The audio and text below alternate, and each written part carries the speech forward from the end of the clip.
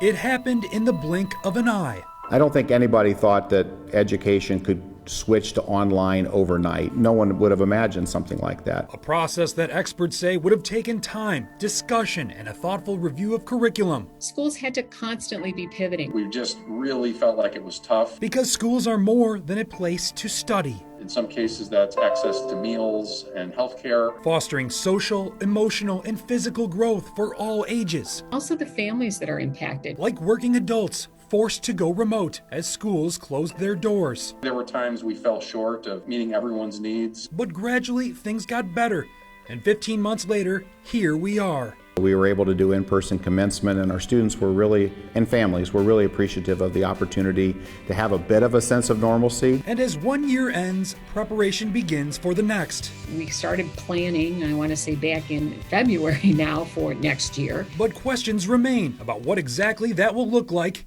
and there's an important reason why. Even if you were looking at our phase 4 and bridge for transition guidance for schools, the first line is that our response is constantly evolving. Just last week, the Illinois State Board of Education announced the state superintendent could require in-person teaching by the end of this academic year. We're going to do everything in our power to keep children safe, and we really want you back. And that means continuing to mask up. The current thinking is that masking will be required, especially right now from the guidance that we're having on the K through 12 through the Illinois State Board of Education. A spokesperson for Rock Valley College told us it's waiting for further guidance, a familiar refrain. We don't know the answer to that question. We will follow CDC guidelines. Right now, we're still enforcing an indoor mask mandate.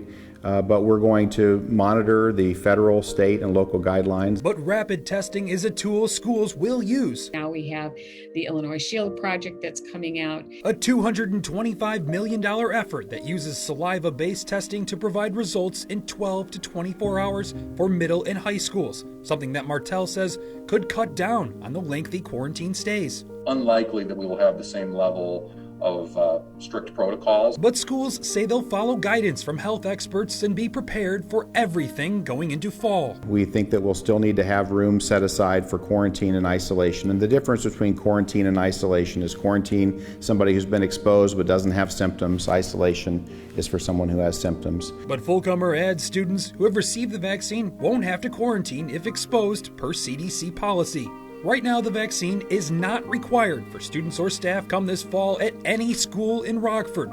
Fulcomer and Jarrett are encouraging getting the shot. Our staff is highly vaccinated at this point, and we believe going into the upcoming school year that the vast majority of students will have the opportunity to do so as well. Martell says we could see the vaccine mandated when the FDA fully authorizes it outside of emergency use. But until then, we're making it incumbent on the individual to take the right appropriate action. A lesson outside of the classroom so we can get back in it.